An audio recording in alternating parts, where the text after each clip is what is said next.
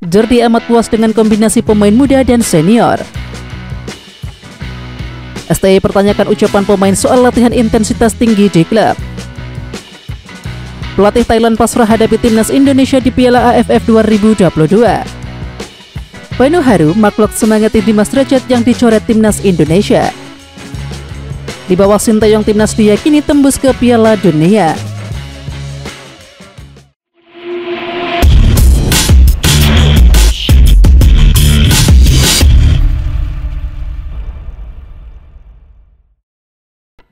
Liga 1 2022-2023 akhirnya kembali berlanjut.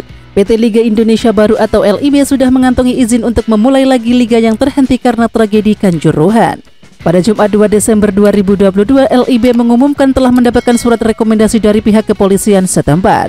Ferry menginformasikan berdasarkan surat rekomendasi lanjutan putaran pertama tersebut, yakni kompetisi Liga 1 2022-2023 akan dimulai pada 5 Desember 2022. Pertandingan digelar tanpa kehadiran penonton di stadion, kata Ferry.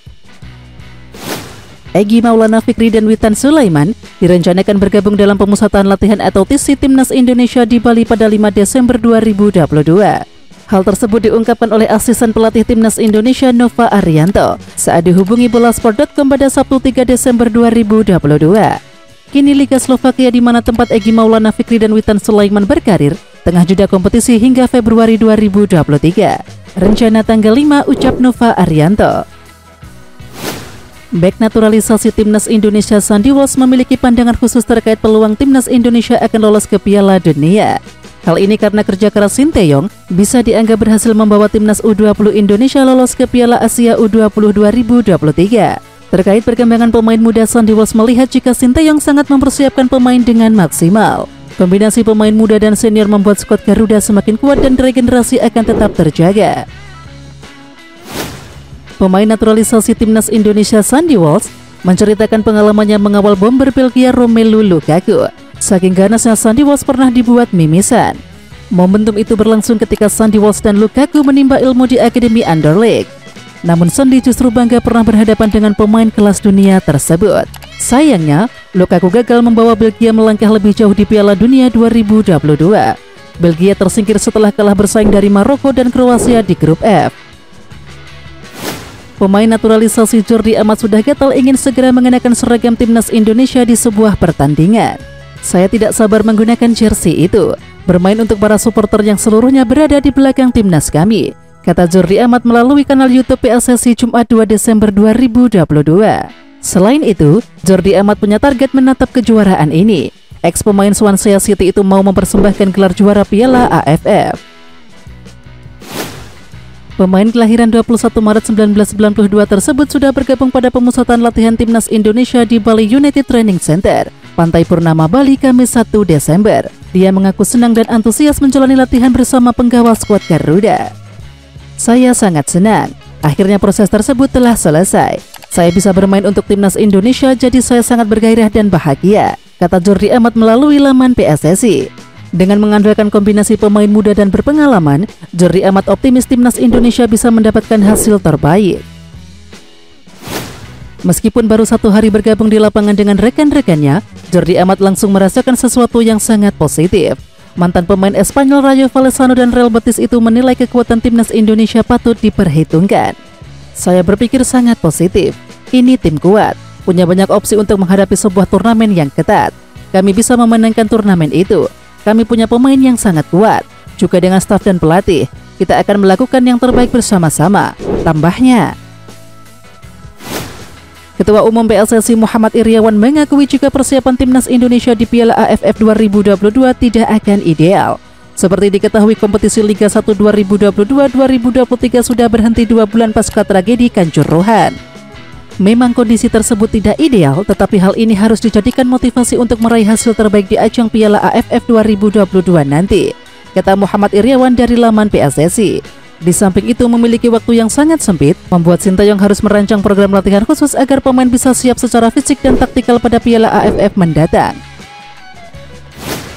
Ketua Umum PSSI Muhammad Iryawan tetap menaruh harapan tinggi Timnas Indonesia berprestasi di Piala AFF 2022, meskipun kondisi para pemain kurang mendukung.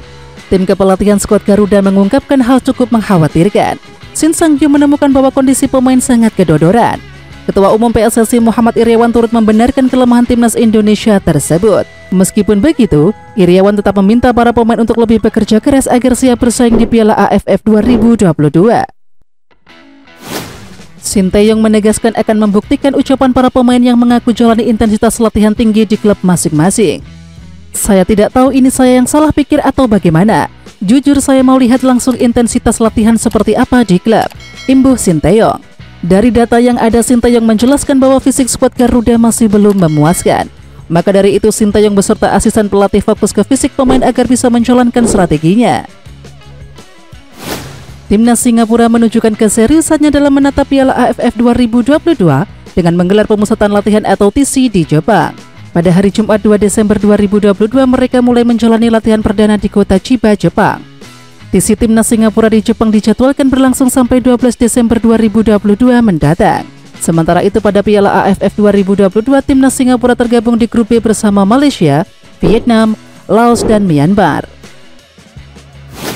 Timnas Indonesia disebut-sebut mengalami kerugian besar oleh media Vietnam The Tau 247. Ini dia penyebabnya. Salah satu striker andalan Timnas Indonesia Dimas Derajat mengalami cedera sehingga harus dicoret dari daftar 28 pemain yang dipanggil oleh Shin Tae-yong.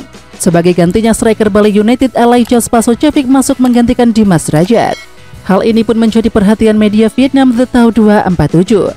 Mereka menyebut kehilangan Dimas Derajat menjadi kerugian besar untuk Timnas Indonesia. Pemain Bali United Elijah Spasojevic rupanya memiliki catatan mengerikan ketika bermain untuk Timnas Indonesia. Adanya Spaso tentu meningkatkan harapan seluruh pecinta sepak bola Indonesia guna bisa berprestasi di Piala AFF 2022. Dilansir Bolasport.com dari Transfer Market dan Soccerway, Spaso memang baru bermain untuk Timnas Indonesia sebanyak 2 kali. Namun dalam 2 pertandingan tersebut Spaso mampu mengemas 3 gol. Artinya, rata-rata gol yang dicetak oleh Spaso adalah 1,5. Dimas Derajat dipastikan absen membela Timnas Indonesia di Piala AFF 2022. Penyerang Persikabo 1973 itu tengah berkutat dengan cedera. Dalam postingan terbarunya, striker andalan Shin Tae-yong tersebut harus mengubur impiannya untuk membela timnas di ajang Piala AFF dalam waktu dekat ini. Tidak semua kemauanmu akan berjalan baik, tapi semuanya bisa disyukuri, tulis Dimas Derajat. Postingan tersebut lantas direspon oleh penggawa timnas, salah satunya adalah Mark Locke. Tetap kuat sobat, dengan emoji lengan yang menggambarkan motivasi. Wajah pelatih Timnas Indonesia Shin Tae-yong kembali menjadi sorotan sesaat setelah Jerman tersingkir dari babak penyisihan grup Piala Dunia 2022. Dalam akun Instagram resmi FIFA World Cup, penikmat sepak bola diajak bernostalgia pada pertandingan terakhir grup F Piala Dunia 2018 antara Korea Selatan melawan Jerman. Video pada akun FIFA World Cup tersebut memperlihatkan reaksi Shin Tae-yong saat Kim Jong-gun mencetak gol pada menit ke-90 + 2. Kemudian, Sung Hyung-min menggandakan pada menit ke-90 + 6. Lewat program bertajuk Sawi Yunan, Persib Bandung menyalurkan bantuan untuk korban bencana gempa bumi Cianjur pada Jumat 2 Desember 2022. Bantuan diberikan di lapangan Jagaraksa Warung Kondang, Kabupaten Cianjur. Dalam acara penyerahan bantuan hadir 2 pemain Persib yang juga penggawa Timnas U20 Indonesia, yakni Kakang Rudianto dan Robi Darwis.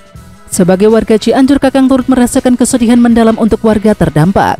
Saya berdoa kita semua bisa segera melewati masa sulit ini, ungkap Kakang Rudianto.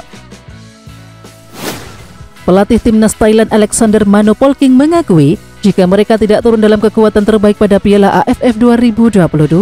Terkait kondisi timnya, Alexander Polking mengakui jika mereka kesulitan dalam pemanggilan pemain ke Timnas Thailand. Pasalnya mereka akan bersaing dengan Timnas Indonesia, Filipina, Kamboja, dan Brunei Darussalam di babak penyisihan grup A. Seperti diketahui, skuad Garuda akan tampil dengan skuad terbaiknya, bahkan ada 5 pemain naturalisasi. Sergio Aguero merupakan salah satu pemain naturalisasi yang dipanggil pelatih Timnas Malaysia Kim Panggon. Pemain kelahiran Argentina tersebut belum lama berpindah ke warganegaraan Malaysia. Selain Sergio Aguero, Kim Panggon juga memanggil 7 pemain naturalisasi lainnya dalam pemusatan latihan kali ini. Sebagai pemain, saya akan memberikan komitmen 100% kepada pelatih, fans dan juga negara, tegasnya. Salah satu lawan Timnas Indonesia yakni Thailand membongkar total skuad Piala AFF 2020 untuk menghadapi edisi 2022. Thailand telah mengumumkan 24 pemain untuk menghadapi Piala AFF 2022 dan hanya mempertahankan 8 pemain dari skuad juara 2002. Hal itu diungkapkan oleh manajer timnas Thailand Noel Pamlamsap atau akrab disapa dengan Madam Pang. Meskipun tersisa 8 pemain dari set kejuaraan terakhir, tetapi mereka diisi dengan generasi muda baru yang belum dimainkan. Kami akan melakukan yang terbaik, ujar Madam Pang. Dalam waktu dekat, skuad asuhan Kim Panggun akan menjalani 2 laga uji coba. Adalah Kamboja dan Maladewa yang akan menjadi lawan Malaysia beruji coba. Kamboja akan menjadi lawan perdana timnas Malaysia. Laga itu akan digelar di Stadion Bukit Jalil Jumat 9 Desember 2022. 5 hari kemudian, Maladewa akan dijamu Malaysia di Stadion Sepak Bola Kuala Lumpur. 2 laga uji coba itu dinilai penting bagi Malaysia. Selain memberikan mereka kesempatan menguji kekuatan diri, Kim Panggun juga berkesempatan memberikan kepercayaan diri. Oke Timnas Lovers, siapa kita? Kita Indonesia. Ayo kita dukung terus sepak bola tanah air Indonesia. Jangan lupa dukung terus Garuda Raya Channel dengan subscribe, like, dan komen karena saran dan kritik kalian sangat bermanfaat untuk perkembangan channel ini. Tungguin video selanjutnya dari Garuda Raya Channel. Salam olahraga.